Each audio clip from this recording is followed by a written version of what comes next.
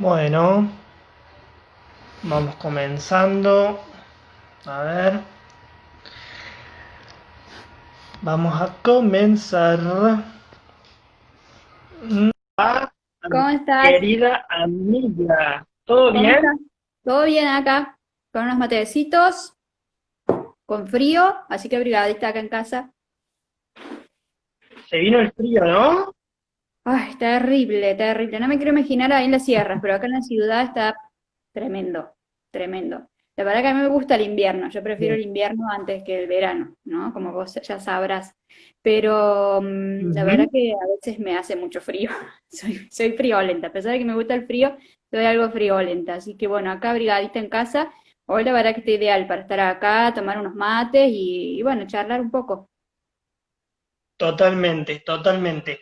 Bueno, fresco, acá la verdad que sí, en el interior se vive el invierno un poco de otra manera, ¿no? Porque las distancias son un poco más largas, de pueblo a pueblo, por ahí el trabajo no está justamente en el lugar donde uno se encuentra y el tener que movilizarse a veces se complica bastante. Pero bueno, tenemos por suerte muchísima gente que disfruta del invierno, que le gusta, y hay otros como yo que de alguna manera estamos agradeciendo poder estar metidos adentro, al margen de que la situación está muy, pero muy complicada con todo lo que respecta al COVID-19, pero bueno, nos vamos perfilando, me parece, a nivel personal, al primer invierno donde finalmente voy a poder estar en casa sin tener que andar en la moto de un lado para otro.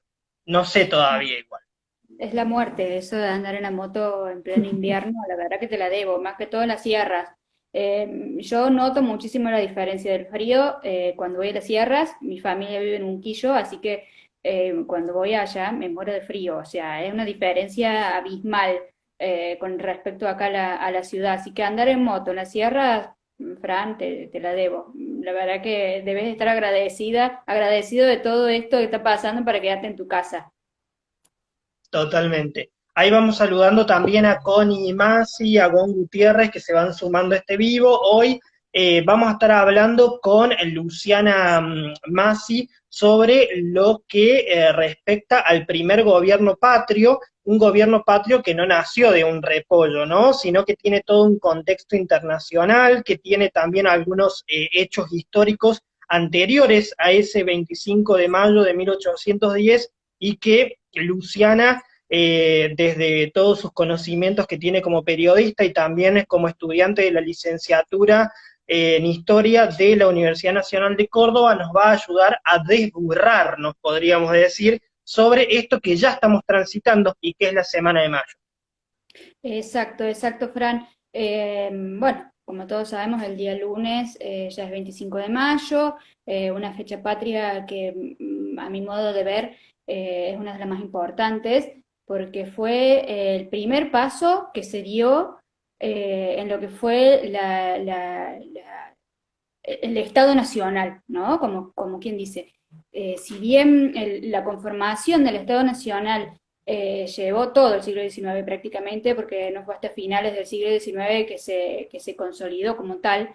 El 25 de mayo fue la piedra fundacional, digamos, de todos esos eventos que pasaron en el siglo XIX, ¿no? Con respecto bueno, ya la independencia, la formación del Estado Nacional, etcétera.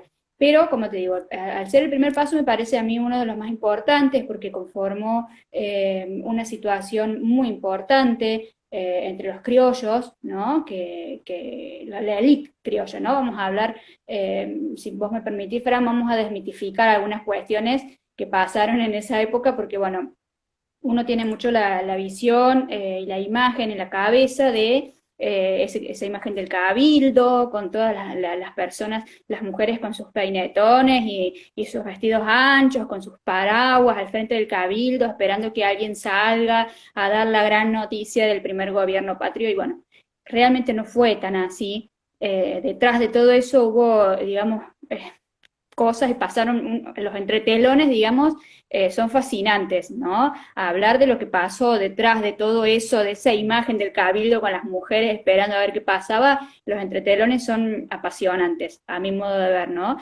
A mí que me encanta y me fascina la historia, lo que pasó, la verdad, en esos momentos nada tiene que envidiarle a las novelas turcas que están de moda, están ahora, ¿no? Porque la verdad que fue apasionante todo lo que pasó. Así que vamos a desmitificar algunas cuestiones y vamos a hablar de las cosas que pasaron, no solamente en las Provincias Unidas del Río de la Plata, sino a nivel mundial, ¿no? Con Inglaterra, con España, Estados Unidos, digamos, los entretelones de todo lo que pasó para llegar definitivamente al 25 de mayo y que salieran y que hubiera conformado un primer gobierno patrio. Bien, bueno, le damos la bienvenida también a la gente de Súper Limpio de Santa Rosa de Calamuchita, a la gran amiga Lucy Céspedes que nos está allí sintonizando, a Pablo Fontanetti también, a Flor Masi. Muchas gracias por sumarse al primer vivo que está realizando en este preciso instante Luciana Masi y que ella nos va a ir guiando en esta cronología. ¿Por dónde querés que empecemos, Lu? Mira, bueno, siempre se dice cuando hay algo, una historia muy larga, por dónde empezar. Y bueno, por el principio, y me parece que el principio en esta situación o en este contexto son las causas, ¿no? Lo que pasó, cuál fue el contexto a nivel mundial que llevaron a que esto pasara. Así que si te parece, empecemos con las causas que llevaron a la revolución. Perfecto, bueno, todo esto hace justamente a contextualizar lo que decíamos al principio, ¿no? Un evento que es histórico y que tuvo una gran consecución de distintos hechos que arribaron en este 25 de mayo. Comencemos, Lu. Bueno, para mí las causas fundamentales o las primordiales, si bien hay mucho, ¿no?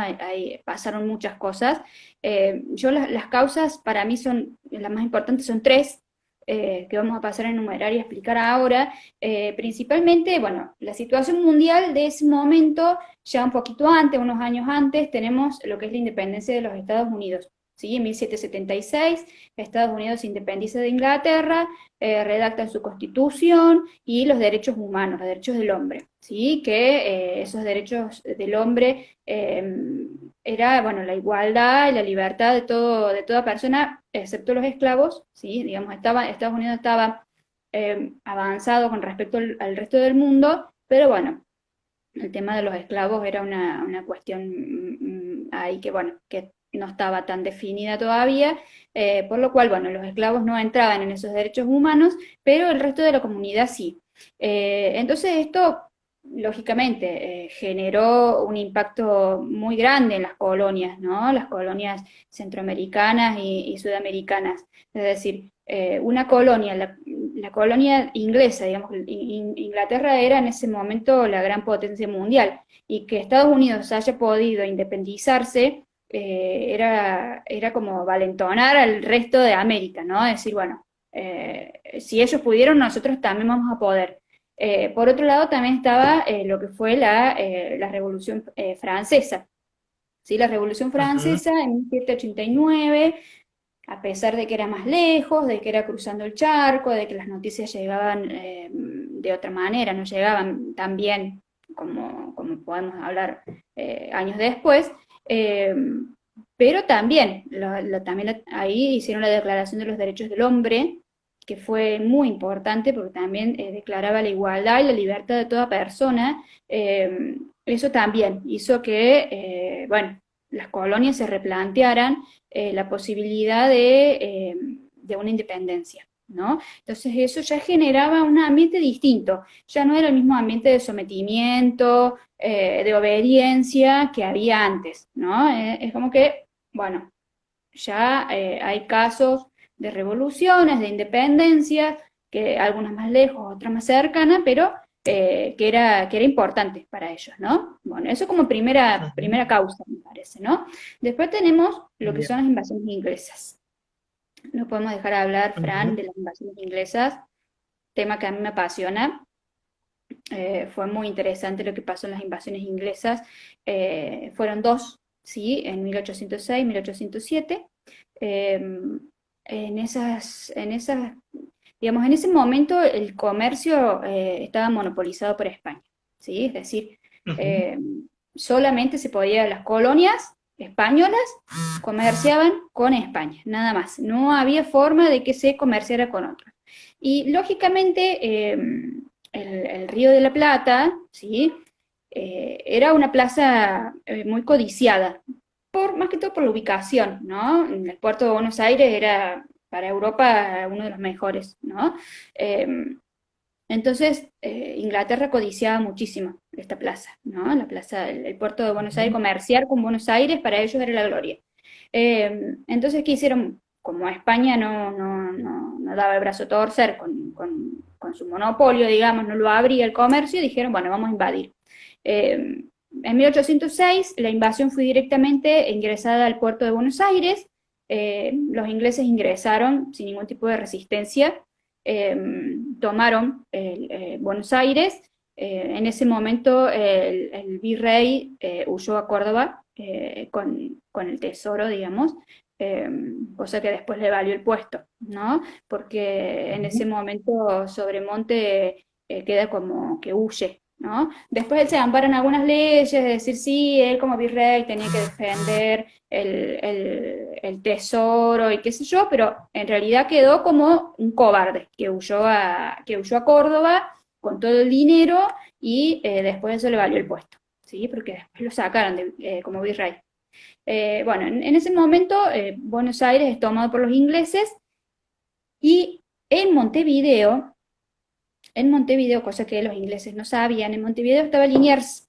Liniers Ujú. agarró sus tropas, sumó más gente, y desde Montevideo vino a Buenos Aires y bueno, tomaron Buenos Aires, ¿no? Sacaron a los invasores, los ingleses se tuvieron que ir, no les quedó otra, porque, bueno, las tropas estas que vinieron de milicia eran como muy fuertes. A todo esto, los ingleses en realidad no eran muchos, porque estaban esperando los refuerzos que llegaran de Inglaterra, que todavía no habían llegado, el tránsito marítimo es muy lento, entonces, bueno, lógicamente, al no haber tenido refuerzos de Inglaterra, vino Liniers con sus tropas y los sacó, ¿sí? Se fueron, se tuvieron que ir. Bien. Un año después, Según algunos, sí, dime. según algunos datos que estaba leyendo, Lu, ahí había dos cuestiones interesantes que me parecía resaltar. Esto de que vos me decías recién que el virrey Sobremonte huía, se iba con la plata, ¿no? Se iba con la billulla de todo lo que había Sí, quedado, sí. lo que habían ido tomando, lo que se había ido No era generando, pavo, digamos, no en era esta pavo. tierra, que Sí. exactamente, o sea, eso se iba a ir directamente a España, pero cuando lo interceptan, digamos, los ingleses, tengo entendido que ese botín se lo llevan a Gran Bretaña, ¿no? Sí, ese botín desaparece. Bien, Ese dinero desaparece. Eh, algunos dicen que se lo robó Sobremonte, otros dicen que se lo llevó los ingleses, pero en realidad ese botín nunca apareció. Eh, Dicen, o sea, sí, se dice que se lo llevaron los ingleses, pero no estaba la totalidad del botín. Es decir, que pareciera como que bien. una parte se la llevó Sobremonte. O sea, no Ujú. era ningún tonto Sobremonte. Tenía muy claro lo que estaba haciendo. O sea, huir en medio del conflicto en vez de quedarse a poner el pecho y encima llevarse todo el dinero, que encima después dice que se lo robaron los ingleses, es todo como muy sospechoso, ¿no? A eso me refería más que todo recién cuando te decía los entretelones del 25 de mayo, digamos, ¿no? Todo lo que pasó antes, la verdad que es apasionante, ¿no? Ponerse a desglosar cada uno de nosotros, bueno, ahora tenemos un tiempo, digamos, corto, ¿no? Pero si tuviéramos que hablar, podríamos estar horas y horas y horas hablando y desglosando todos estos eventos, ¿no? Porque fueron terribles. Ujú. Totalmente, totalmente. Y bueno, y qué bueno también poder decir que la historia no es blanca o negra, sino que está justamente llena de grises, ¿no? Hay un montón de grises que la historia oficial se encargó de tapar, de ocultar, de no mostrar, porque hay un montón de intereses en medio, ¿no? También. Sí, historiografía a través de la historia, ¿no? Es como que ha cambiado mucho, ¿no? Y en un Ujú. principio la historia estaba escrita por los vencedores, ¿no? Como todos sabemos. ujú, Pero bueno, ha habido otras etapas de revisionismo y cosas así que, bueno, que han salido a la luz muchos datos y muchos hechos que no se hablaba, no estaba permitido hablar de ciertas cosas, ¿no? Era así de simple. ujú, Como pasa hasta el día de hoy, digamos, política. No deja de ser política, ¿no? Hoy por hoy nosotros estos hechos los vemos como la historia, digamos, ¿no? Los próceres y etcétera. Pero, digamos, era política, ¿no? No dista mucho de la política actual, ¿no? Llena de grietas, ujú, llena de grises, llena de idas y vueltas y contratiempos. Y bueno, eso era lo mismo. Por eso está bueno desmitificar, como decíamos, un montón de cosas para que se sepa realmente cómo fueron las cosas y de esa manera uno poder sacar conclusiones mucho más certeras de las que se podían sacar antes con una historia ujú, escrita por los vencedores y una historia parcializada, ¿no? ujú. Totalmente, totalmente. Lu, antes de continuar con la segunda invasión inglesa, le damos también la bienvenida a Heraldo Eduardo, a Connie Masi, a Nicolás Tesla, a Jaque Domínguez, a Iván Ramiro Natiuk, a Cucho Esteban, que nos están también siguiendo en esta transmisión. Bueno, quedamos en el año 1806, donde viene Liniers y los expulsa de alguna manera a los ingleses que no se iban a quedar de brazos cruzados. No, exactamente. Un año después, 1807, vuelven, pero esta vez con una estrategia diferente. Ellos vuelven y tratan de ingresar por Montevideo. ¿Sí? Ellos entran por Ujú, Montevideo. Lógicamente, una vez que pusieron un pie en Montevideo, los porteños ya sabían todo y estaban re preparados, súper preparados. Digamos, lo que les había pasado el año anterior no había sido en vano, digamos, aprendieron a rajatabla la elección, porque no permitieron que entraran los ingleses. Sí, llegaron y con todo lo que pudieron los expulsaron, digamos, no los dejaron entrar.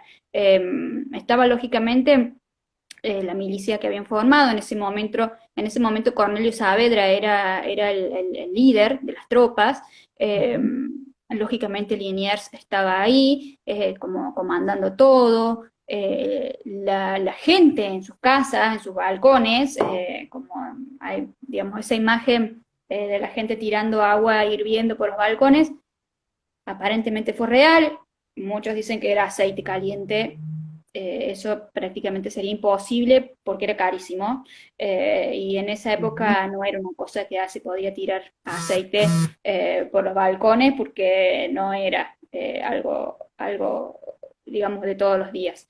Entonces, bueno, la ujú. gente estaba armada, la gente estaba esperando a que vinieran, a que llegaran y los expulsaron, digamos, no pudieron hacer nada, nada pudieron hacer y se tuvieron que ir.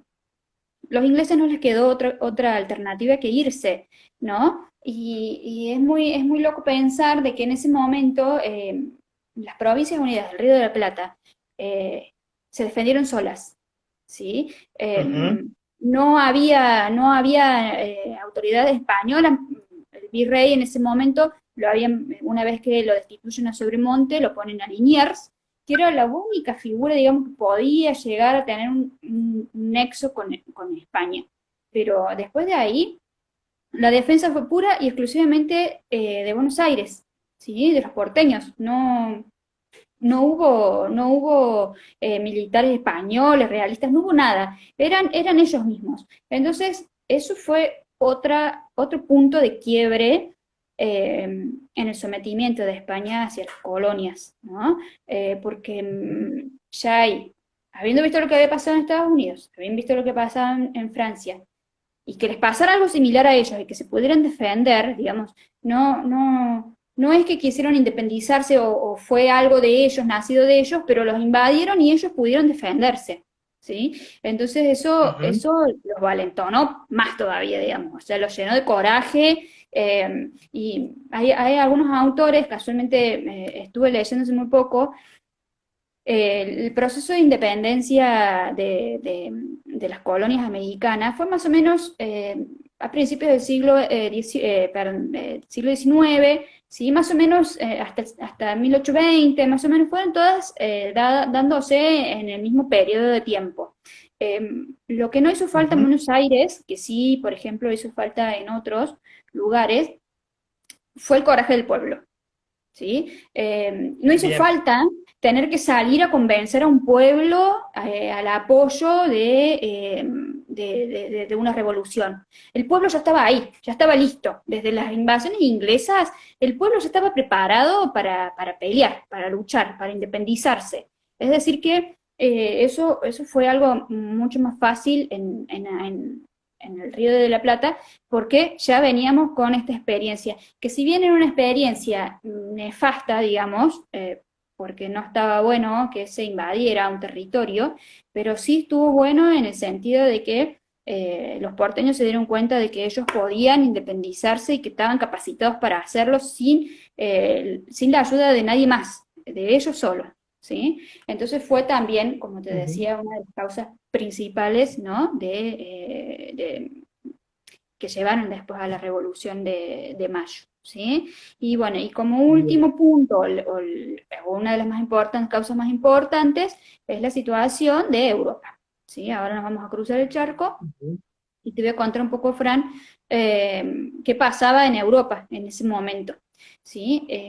España tuvo deudas desde que llegaron acá a las colonias, digamos, acá a América. Eh, España estaba muy endeudado, muy endeudada estaba España. La administración de ese momento, de la Casa de Austria en ese momento, Isabel la Católica, era muy mala la administración de ellos. Entonces debían. De hecho, uno piensa también que mucho del oro y del metálico que se sacó de acá de las colonias, que fue a parar a España, quedó en España, pero en realidad no. Todo el oro, toda la plata, todo el metálico que se sacó de acá de América, lo único que hizo España fue someter al pueblo americano, ¿sí? A los originarios, extraer el metálico y trasladarlo a Europa. Después de ahí no se quedó con prácticamente nada. ¿Por qué? Porque con eso pagaban las deudas, ¿sí? Con todas las deudas que ellos tenían, las pagaban con el metálico de acá de América. Entonces, digamos, Ujú. los intereses se sumaban, más allá de que ellos iban pagando, los intereses se iban sumando y era una deuda que no se terminaba nunca. ¿Sí? Eran deudas que no se terminaban nunca. Y en este momento, a principios del siglo XIX, no era la excepción, digamos. Ya España ya no tenía recursos para nada. No tenía recursos para defenderse ellos, mucho menos para defender a sus colonias, digamos que las dejaron prácticamente a la deriva, no tenían opciones para nada. ¿Por qué? Porque no tenían dinero, ¿sí? No tenían dinero y tenían Ujú. puras deudas. Entonces, en ese momento, Napoleón Bonaparte, que estaba por el mundo, colonizando por todos lados, ¿sí? Fue directo a España. ¿Sí? En ese momento Ujú. era rey Carlos IV, que debe abdicar. Él abdica, porque ya era un hombre grande, abdica en favor de su hijo Fernando VII. ¿Sí? Pero ¿qué pasa? En ese Ujú. momento que vienen las tropas napoleónicas, invaden España y no les queda otra, a Fernando VII no le queda otra que abdicar en favor de José Bonaparte, el hermano de Napoleón. ¿Sí? Entonces pierden todo derecho de sus propias tierras, o sea, de España en sí, y pierde derechos sobre sus colonias, ¿sí? Es decir, que están a la deriva. ¿Sí? Eso genera muchísimas consecuencias acá, porque estaban los que estaban a favor de Fernando VII, los que estaban a favor de Napoleón, los que estaban a favor era como que había mucho ámbito para abarcar y eso generó muchísimo conflicto acá.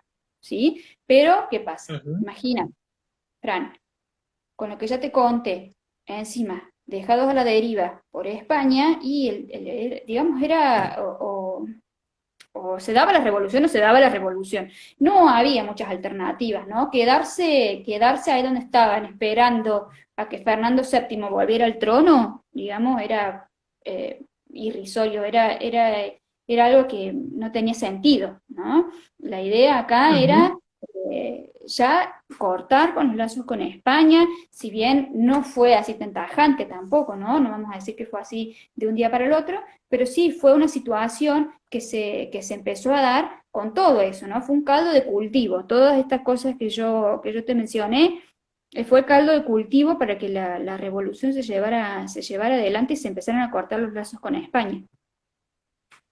Ujú. Es apasionante ver, Luciana, en esta parte donde vos estás explicando justamente lo que hace al contexto internacional y lo que hace a la expansión de Francia a través de Napoleón Bonaparte, que en realidad al principio de todo, Napoleón fue a invadir Portugal porque Portugal se estaba negando a un pedido expreso que estaba realizando Bonaparte, y en realidad ve a su costado que está España y lo utiliza, digamos, como una forma estratégica para seguirse expandiendo. O sea, no fue que desde un inicio Napoleón planificó la invasión a España, sino que estando en Portugal dijo, bueno, me queda acá el toque.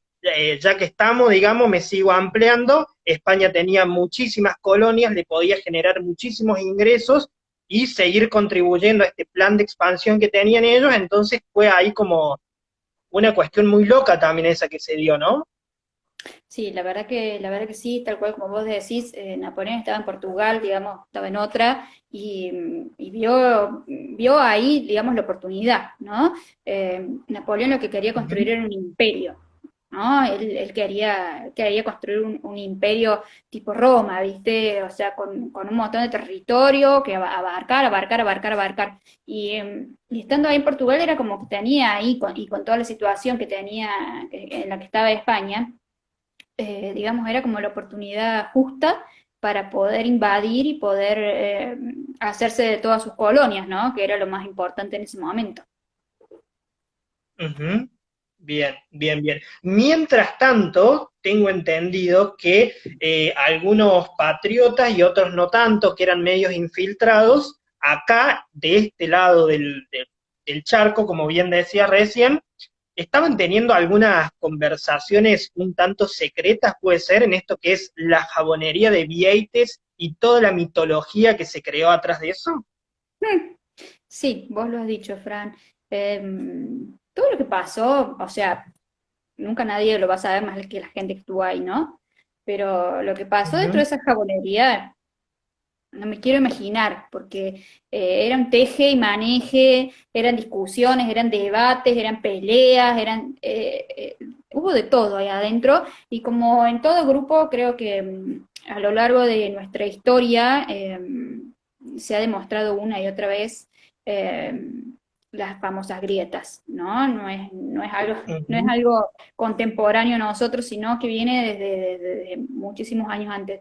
Y lógicamente había grietas entre ellos, ¿no? Más allá, uno se los imagina, ¿no? Porque también es otra de las imágenes, ¿no? Uno se los imagina debatiendo muy cordialmente, uno con otros, bien vestidos, porque bueno, son nuestros próceres, digamos, ¿no? Por eso son, la mayoría de los que están ahí son hoy por hoy nuestros próceres, hombres que los vemos muy acartonados, muy serios, muy bien vestidos, y uno se los imagina que debatían muy tranquilos, y no, en realidad se armaban unos líos terribles.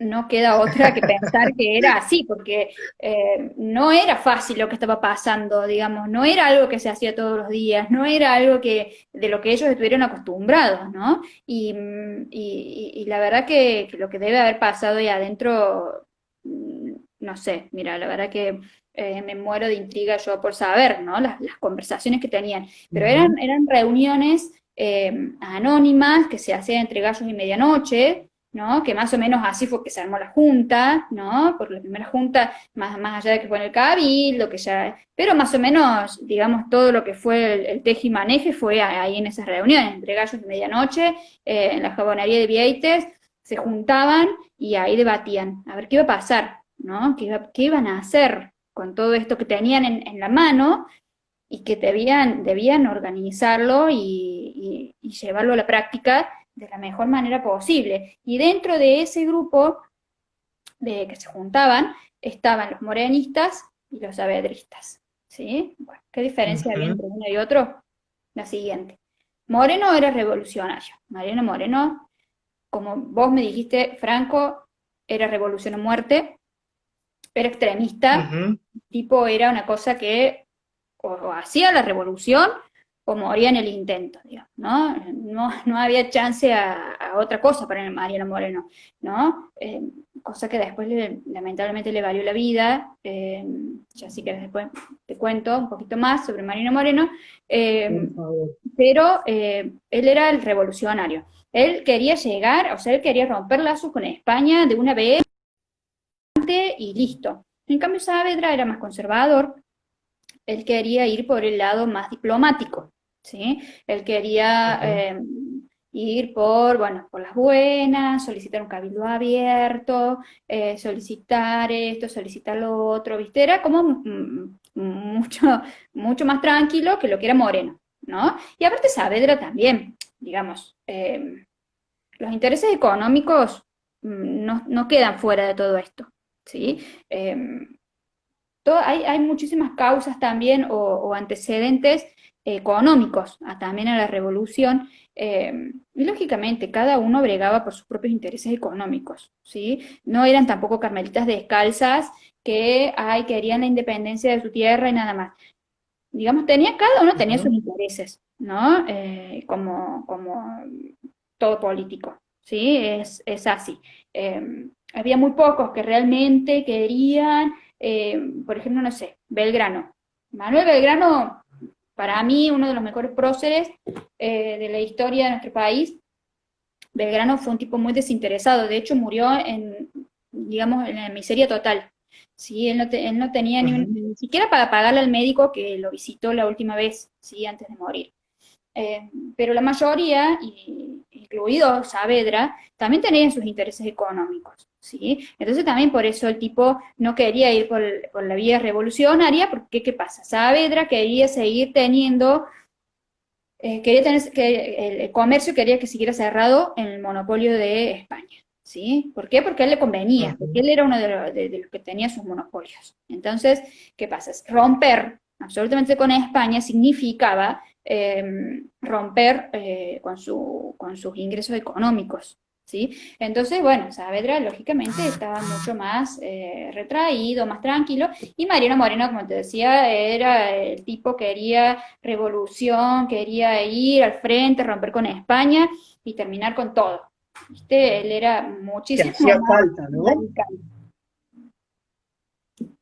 Que hacía falta, digo, ¿no? Un hombre así, un contrapunto para todo esto de este jueguito de ajedrez que jugaban un montón. Hacía falta que viniera uno, rompiera todo y dijera, a ver, muchachos, es el momento, digamos, o lo hacemos ahora o si no, ¿cuándo va a ser? Digamos, ¿vamos a ser eternamente una colonia? Bueno, ahí estaba, ¿no? Mariano Moreno, que era abogado y que era periodista y que utilizó también, ¿no? Hay que decirlo esto, su medio de comunicación como una herramienta revolucionaria.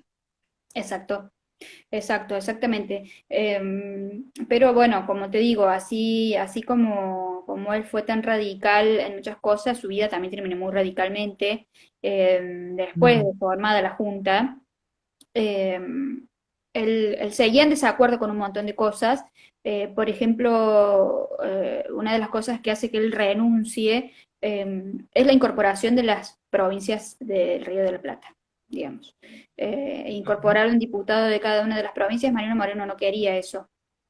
Eh, Él tenía sus motivos, digamos, pero bueno, él no quería eso, Saavedra sí quería eso. Saavedra, lógicamente, era el presidente de la Junta y bueno, se decidió por mayoría de que sí se incorporaran.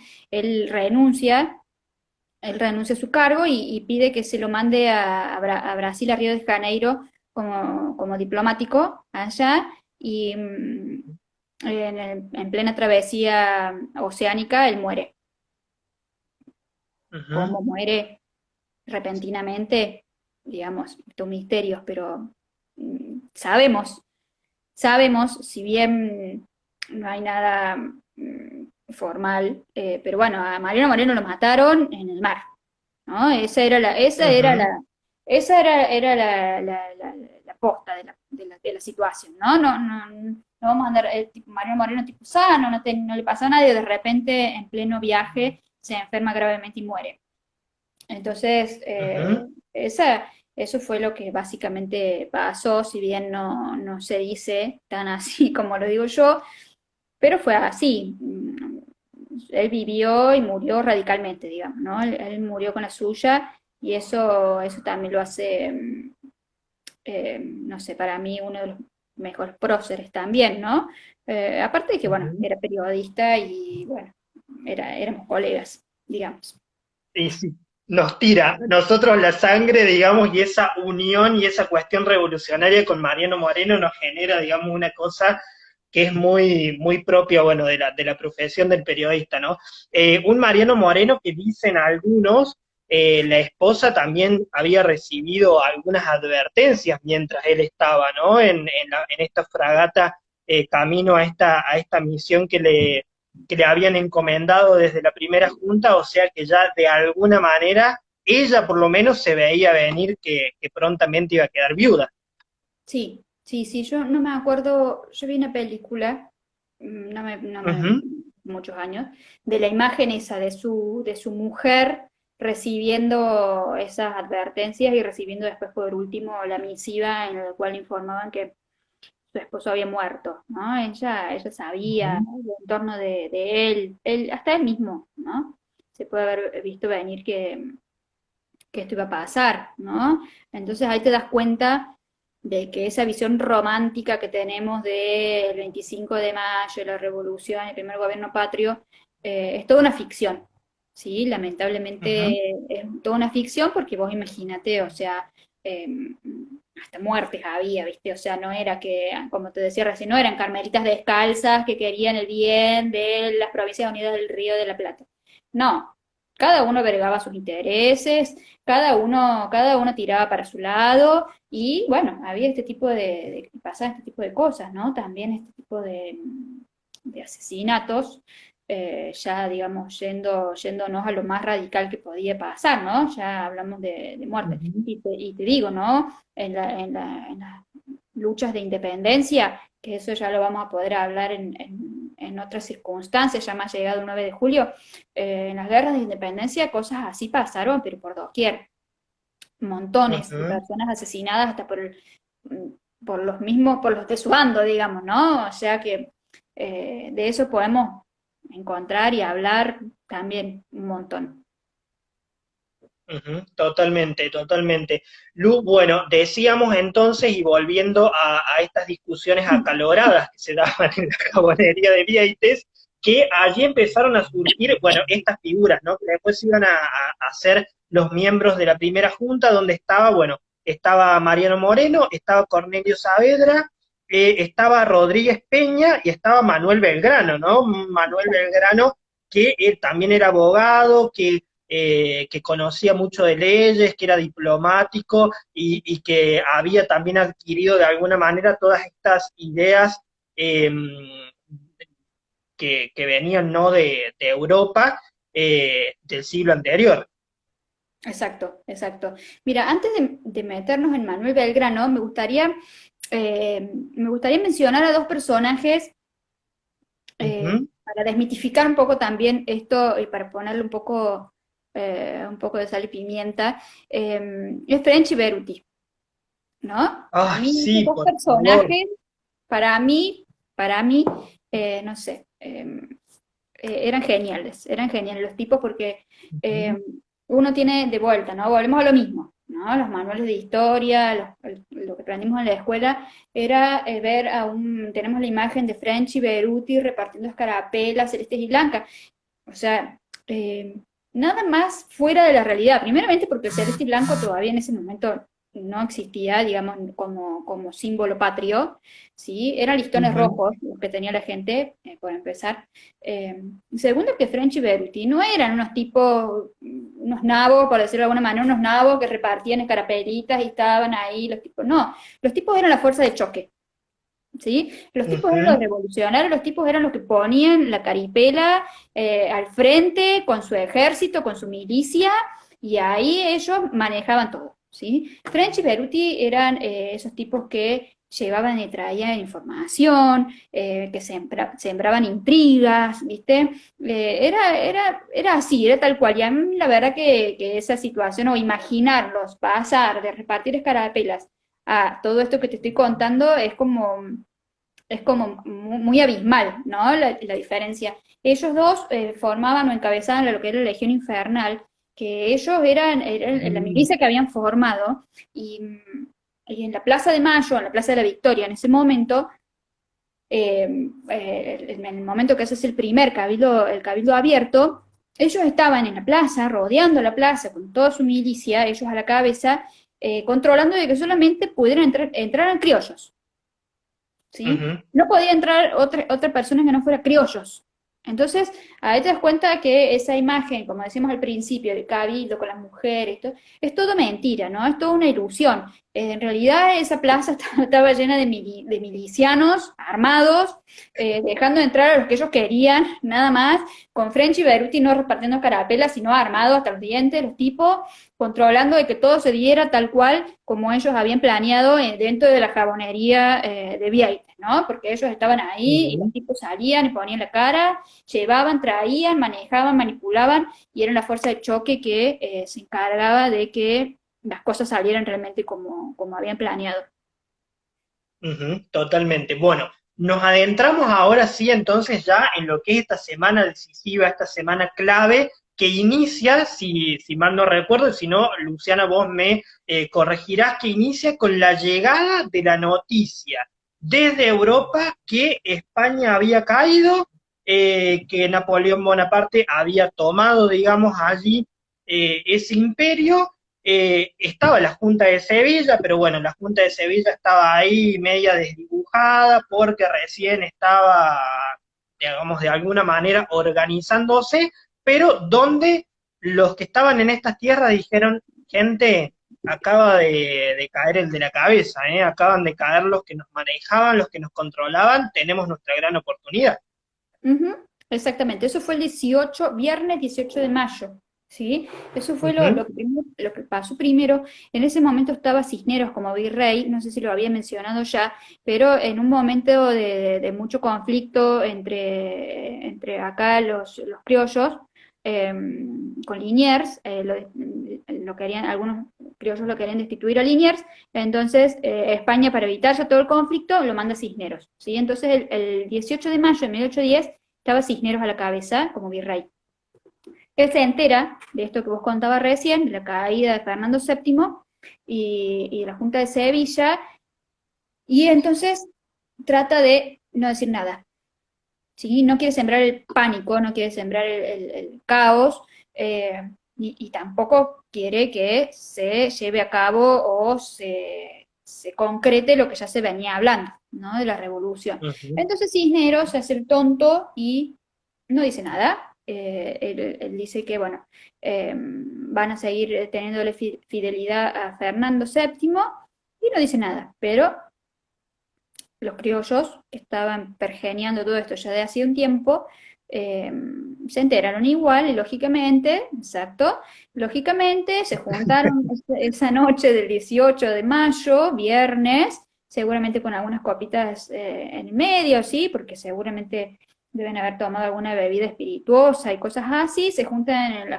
qué jabonería de hermoso. Vieites y ahí empiezan a pergenear todo lo que pasa, ¿no? Eh, Bien. Así que, bueno, ahí concretaron, decían, bueno, ¿qué fue lo primero que sacaron en conclusión esa misma noche? Fue que ellos querían un cabildo abierto, ¿sí? Ujú, Ellos querían tener un cabildo abierto para proclamar un gobierno patrio, el primer gobierno patrio, ¿sí? Ellos ya querían cortar, como te había dicho recién, ¿no? Con los tires y aflojes entre Moreno y Saavedra, ¿no? Es decir, lo hacemos ujú, a mi modo, lo hacemos al tuyo, ¿cómo lo hacemos? ¿No? Eh, entonces, bueno, esa noche del 18 llegan a la conclusión de que quieren un cabildo abierto, ¿sí? El sábado 19, el domingo 20 se encargan de solicitarlo, digamos, solicitarlo.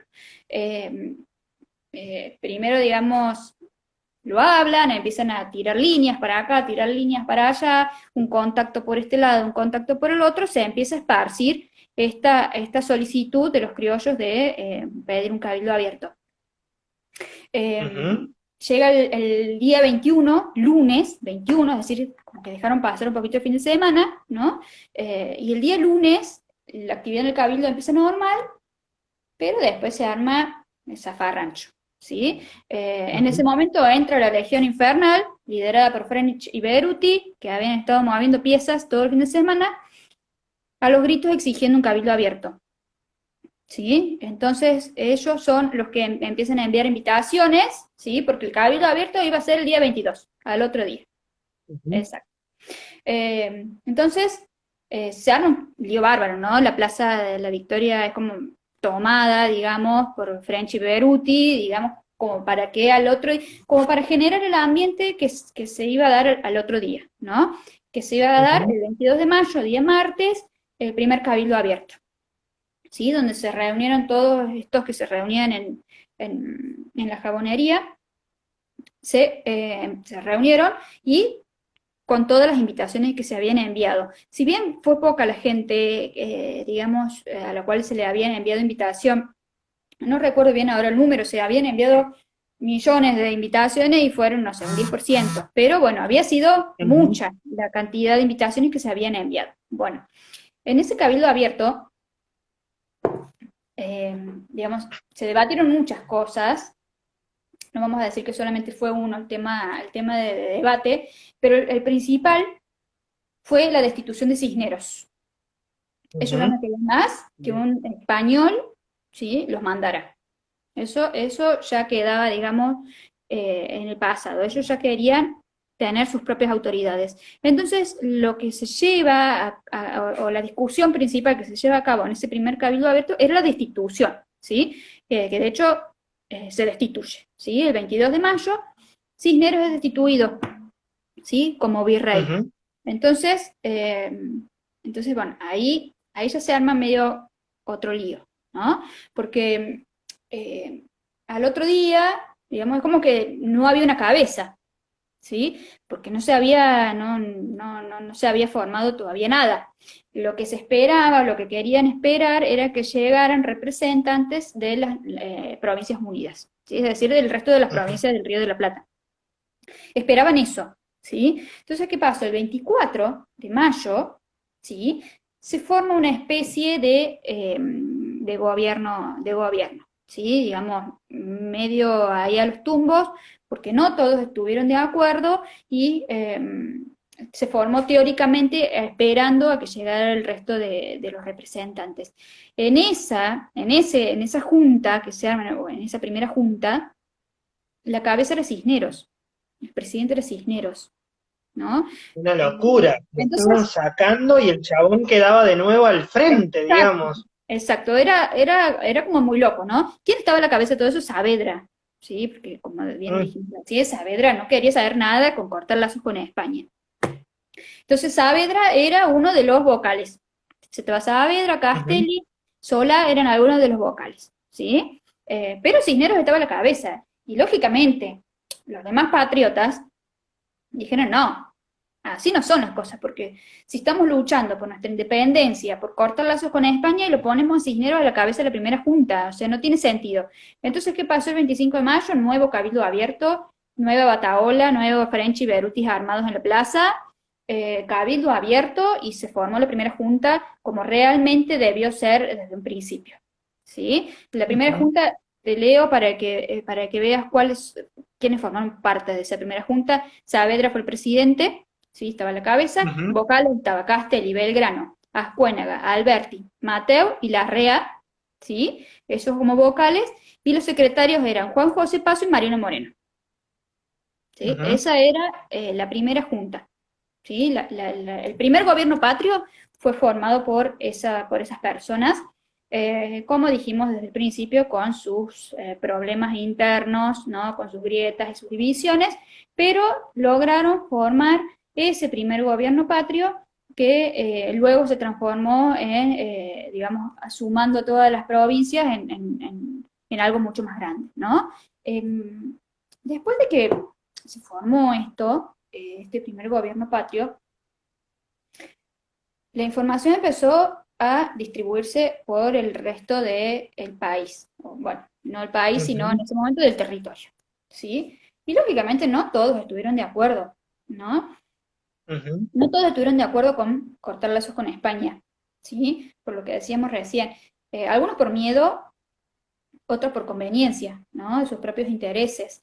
En ese momento Liniers estaba en Córdoba y ahí se arma, por ejemplo, una contrarrevolución, que es sofocada, digamos, una contrarrevolución muy chica, eh, pero, digamos, ahí en Córdoba, como siempre, Córdoba en contramano, eh, eh, digamos, no quería cortar lazos, etcétera. Raro de Liniers, porque Liniers estuvo ahí siempre, pero bueno, en fin, Liniers estaba en Córdoba y no quiso saber nada con romper lazos con España, porque bueno, lógicamente no le convenía.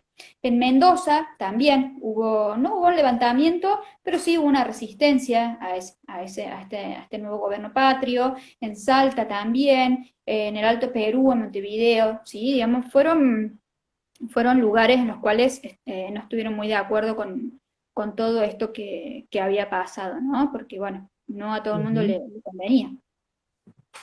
Totalmente. Bueno, un primer gobierno que, como bien decíamos, ya a partir de esa misma noche, ni bien se conformó, ya tuvo la primera contrarrevolución, esta que mencionábamos de Liniers, que había sido fogoneada por Cisneros, digamos, que lo habían dejado en Pampa y la Vía, digamos, después de haberle quitado el poderío, y a la cual se debió enfrentar no solamente con enemigos externos, sino también con enemigos internos por esto de los intereses que había. Todo eso va a quedar seguramente para el siguiente capítulo, cuando estemos llegando ya a el 9 de julio y hablemos un poco más respecto a otros personajes nuevos que entran en juego, como el general San Martín, que todavía está ahí en stand-by, ¿no? Que estaba del otro lado, el muchacho se estaba formando, estaba ahí generando algunas cuestiones, después las vamos a traer seguramente a colación en ese próximo capítulo.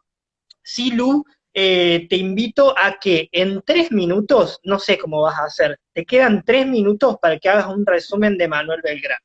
Bueno, Manuel Belgrano. Vos viste que Fran a mí me gusta hablar y hablo rápido, así que no tengo ningún Sí. problema. 3 minutos de sobre. Manuel Belgrano, tenemos la imagen de Manuel Belgrano sentado mirando el cielo y creando la bandera, ¿sí?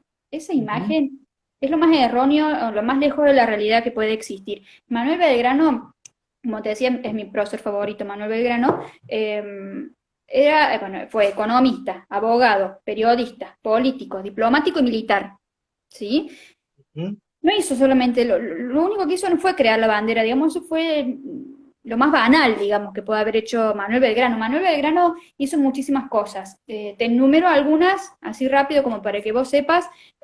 Formó parte de la defensa de las invasiones inglesas, ¿sí? Digamos que él estaba ahí Ujú. en Buenos Aires defendiendo el territorio de los ingleses, ¿sí? Formó Y parte de los no juró fidelidad, y no juró fidelidad a la corona británica cuando llegaron la primera vez, si no me equivoco. no, como muchos otros que sí.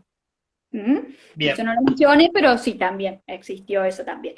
Él formó parte, bueno, de los criollos que llevaron adelante la Revolución de Mayo, ¿sí? Formó parte Ujú. del primer gobierno patrio, ¿sí? Y como diplomático también tuvo misiones en Asunción, ¿sí? Y en, Ujú. ¿dónde más era? Bueno, no me acuerdo, por ahí. En realidad fueron muchas, ¿sí? Fueron muchas las misiones diplomáticas que salieron muy bien con Manuel Belgrano porque era un diplomático muy importante y sabía cómo obtener lo que quería. Y una de las cosas muy Ujú. importantes que creo que hizo Manuel Belgrano, que como general del Ejército del Norte se lo envía a Jujuy y ahí en Jujuy el programa organiza el éxodo jujeño. El éxodo jujeño tenía como fin sacar a toda la población de Jujuy de sus hogares, de sus casas, de sus trabajos y llevarlas, en teoría hasta Córdoba tenían que llegar. ¿Y para qué? Porque los realistas venían bajando del Alto Perú, de lo que sería hoy por hoy Bolivia, venían bajando por ahí. Entonces la idea era que cuando ellos entraran al territorio del Río de la Plata, se encontraran con nada. No había gente para someter, no había vivienda para vivir, no había comida, no había nada. ¿Sí? Se encontraron con un panorama totalmente desértico. Entonces los seguían. los empezaron a seguir, pero nunca los alcanzaron, ellos se resguardaron en Tucumán. Sí, ellos llegaron, no llegaron hasta Córdoba, pero sí llegaron hasta Tucumán, y lograron el cometido, ¿no? Porque los realistas tuvieron que retroceder, porque no tenían nada para comer, no tenían dónde hospedarse y no los alcanzaron nunca. ¿Sí? Entonces los realistas que venían bajando tuvieron que retroceder. Entonces esa misión estuvo liderada por Belgrano y alcanzado su objetivo, digamos, al máximo. ¿Sí? Y Ujú. bueno, Manuel Belgrano, bueno, sí, creó en 1812, en Rosario creó la bandera, no mirando el cielo, sino el manto de la Virgen de España, que era celeste y creo que blanco. Así que bueno, así creó la bandera, algo, digamos, muy banal para lo que él había hecho y para lo que él hizo después también. Así que, digamos, también desmitificar la imagen de Manuel Belgrano como un pensador sentado en su casa creando la bandera, sino como un militar diplomático que hizo mucho por la construcción del Estado Nacional, que se dio muchos años Ujú. después, pero que, digamos, formó parte de ese primer impulso, ¿no? Bueno, y como te conté recién, Manuel Belgrano, bueno, murió el 20 de julio de 1820, este año se cumple el bicentenario de su muerte, por lo cual es el año de Manuel Belgrano, y él murió, digamos, en la pobreza total, no tenía absolutamente nada. Ujú. Nada de lo que hizo lo hizo para sí, sino todo para la patria, ¿no? Fue uno de los pocos que no tenía intereses personales más allá de alguno que otro, que seguramente debe haber tenido, ¿no? Totalmente, totalmente. Bueno, sobre el tema del éxodo jujeño, que es tremendamente apasionante, cuando veamos el capítulo de la independencia de 1816, seguramente lo podremos profundizar. Luciana, se nos va a cortar el vivo. Antes que se corte el vivo, No. agradecemos a toda la gente que se unió, que fue parte de este primer charlas de cuarentena con vos, hablando sobre cuestiones de historia. Si te parece, adelantamos la temática del próximo charlas de cuarentena. Sí, sí. Bueno, primero agradecer a toda la gente que estuvo, y la que lo va a ver después, calculo también. La semana que viene, literatura, libros, autores, tema apasionante, por lo menos a nosotros dos nos encanta. Va a haber Ujú. autores latinoamericanos, vamos a hablar de autores latinoamericanos, de poetas, vamos a hablar de todo lo que se te puede imaginar y va a haber también recomendaciones de libros y todo, así que no se lo pierdan. Luciana, un beso enorme. Muchas gracias por habernos concedido esta hora de tu tiempo y nos volvemos a reencontrar el próximo sábado a partir de la hora 18 por acá, por los vivos de Instagram. Un beso Eso. grande. Beso. Chau, chau.